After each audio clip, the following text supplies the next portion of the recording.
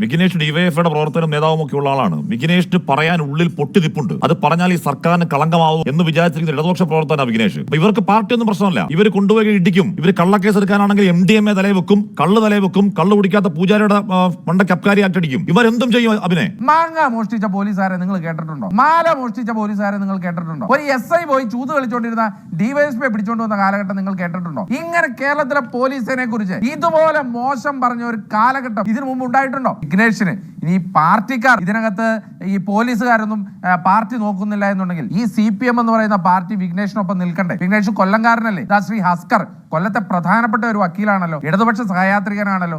NDA ഒരു CPM-കാരനും നിൽക്കാത്തത്? ആ criminal പോലീസുകാരന് നടപടിയെടുക്കാൻ NDA ഒരു CPM-കാരൻ നിൽക്കാത്ത എന്ന് പറഞ്ഞാൽ ഈ ക്രിമിനൽ സംഘത്തിന് എല്ലാവിധ ഒത്താശയും ചെയ്യുന്നത് ഈ സർക്കാരാണ് ഹാഷ്മി, ഈ പാർട്ടിയാണ് ഹാഷ്മി. അതുകൊണ്ടാണ് വിഘ്നേഷ് എന്ന് പറഞ്ഞ ഇടതുപക്ഷ പ്രവർത്തകന് പോലും ഇവിടെ നീതി കിട്ടാത്തത്. ആ നീതി കിട്ടാത്തതിന്റെ ഫലമാണ് വിഘ്നേഷ് ഇവിടെ വന്ന് പറയുന്നത് ഒരു ക്രിമിനൽ SI ഉണ്ടായിരുന്നു, ക്രിമിനൽ പോലീസുകാരുണ്ടായിരുന്നു. ആ ക്രിമിനൽ പോലീസുകാർക്ക് ഒത്താശ ചെയ്യുന്നത് ഈ സർക്കാരാണ്. ഈ സർക്കാരിന്റെ കീഴിൽ ഇങ്ങനെയാണ് ഹാഷ്മി. ഞാൻ ഇന്ന് രാവിലെ ഇവിടെ ആര്യനാട് ഒരു സമരത്തിന് പോയി.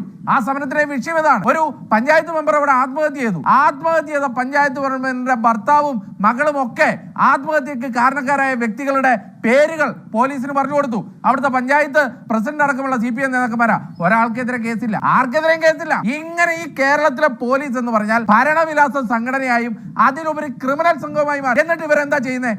കോടി സുനിക്ക് കോടതിയിൽ വരുമ്പോ കള്ളു കുടിക്കാൻ സെക്യൂരിറ്റി എന്ന പോലീസുകാരല്ലേ?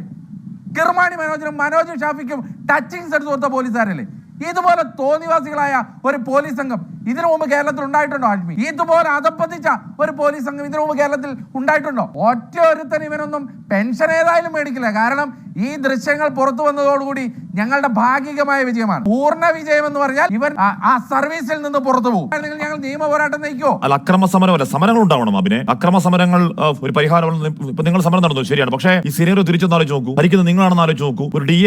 ഒരു DYFIയുടെ ഏരിയ സെക്രട്ടറിക്കാണ് ഇത്തരത്തിലുള്ള ക്രൂരമായ മർദ്ദനത്തിന്റെ ദൃശ്യങ്ങൾ പുറത്തു വന്നു ആലോചിച്ച് നോക്കൂ. തെരുവുകളിൽ നിന്ന് കത്തില്ലേ അഭിനയ? ഈ രാത്രി തെരുവുകളിൽ പന്തം നിറയില്ലേ അഭിനയ? ഞങ്ങൾ ജനാധിപത്യ മാർഗം സ്വീകരിക്കുന്നതുകൊണ്ടാണ്.